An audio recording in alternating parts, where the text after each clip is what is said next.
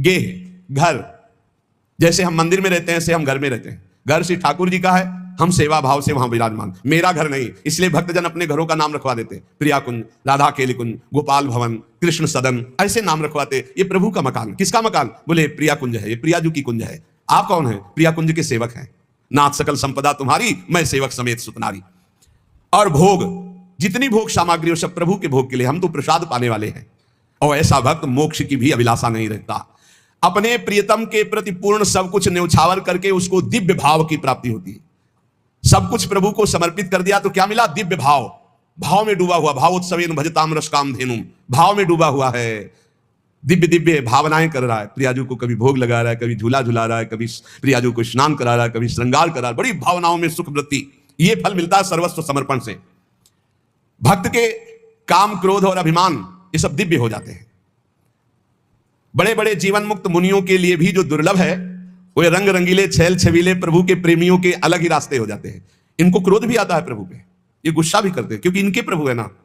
जैसे ग्वारिया बाबा सखा भाव से, जा अगर मेरे बिना तेरा काम चल जाता है तो तेरे बिना मेरा भी काम चल जाएगा। जा, आज से न तेरा भजन करेंगे न तेरी बात करेंगे। ये अंदर की बात। कोई संत भजन करते रोक देते, अरे काहे को भजन करते हो, बड़ा निष्ठुर है, 20 वर्ष हो गए भजन करते हुए, आज सामने नहीं आया। पर सब जानते थे कि बाबा बड़े भाव वाले, आज पता नहीं कौन सा भाव ठाकुर जी के ऊपर है कि ये बरस रहे ठाकुर जी के ऊपर। शाम तक न खाना न पीना, ऐसे ही बस नाराज है ठाकुर जी से। तो ऐसे सिद्ध पुरुष का कैसे चिंतन चलो? वो कह रहे हैं भजन नहीं करेंगे, एक क्षण भी भजन का ताता नहीं टूट रहा है। आएगा ना तो बात नहीं, पक्का आएगा, वो हमारे बिना रह नहीं सकता। और आएगा तो बात नहीं करेंगे, बोलेंगे नहीं, छुएंगे भी नहीं, देखेंगे भी नहीं। तेरे बिना चल जाता है ना, मैं नहीं बोलूंगा। सामने ठाकुर जी भाव में उनके, एक क्षण भी ठाकुर जी से बिलग ले और कह रहे थे कि मैं भजन नहीं करूंगा तुम्हारा। शाम के ठाकुर जी पीछे से आवाज, ए सारे ग्वारिया। बाबा 60-70 वर्ष के थे। ऐसी मेघ गंभीर वाणी, ये तो मेरे यार की वाणी। पीछे मुड़ के देखा, कमर में हाथ रख के वही ठसक, तिरछी चितवन, पीतांबर, अनंत बिजलियों की सी कांति चमक रही पीतांबर। लालू महाराज फेट में मुरली। ए ग्वारिया, तू नाराज है? अरे मेरा यार, दौड़ पड़े, गले लगाया। एक फिर एकदम याद आया, फिर मान धारण हुआ कि हमने तो नियम लिया था, इसको देखेंगे नहीं, बोलेंगे नहीं। बोल भी दिया, गले भी लगा दिया, चलो पर अब नहीं, चल दिए। ठाकुर जी पीछे से अचला पे, ए बाबा इतनी व्याकुलता तुमने कभी नहीं की, इसलिए मैं नहीं प्रगट में मिला। आज व्याकुलता की याद मिल गया, आज से पक्का वादा करता हूं, जब बुलाओगे तब आ जाऊंगा। बाबा नाराज मत। ऐसे भक्तों के पीछे, भक्तों का क्रोध भी अपने ही आराध्य देव के प्रति होता है, काम भी अपने आराध्य देव के प्रति होता है, लोभ भी आराध्य देव से। सब विकार भगवत स्वरूप हो जाते, दिव्य हो जाते हैं।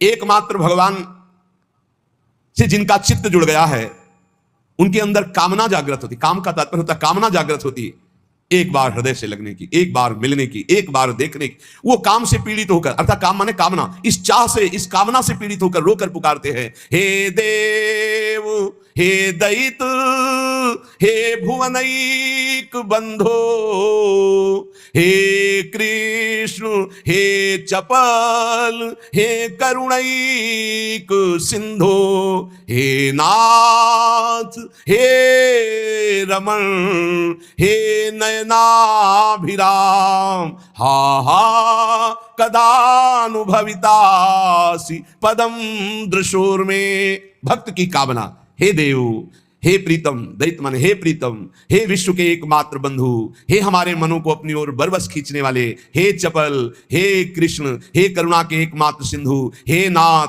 हे रमण, हे नयनाभिराम, हा हा तुम कब हमें अपने दर्शन दोगे, तुम कब हमारे दृष्टिगोचर होगे। परम पावन काम हो गया। जो कामना जगत में थी वही मुड़ी और प्रभु के लिए व्याकुल हो गई। जैसे भोरी सखी व्याकुल होकर रो रो कर पुकारती, हा प्रियाजू, मुझे अखिल ब्रह्मांडों का कोई सुख, कोई पद, कोई भोग नहीं चाहिए, बस एक बार मंद मंद मुस्कुराती हुई, लट को फहराती हुई, संभालती हुई, आप आ जाओ, एक बार देख लो।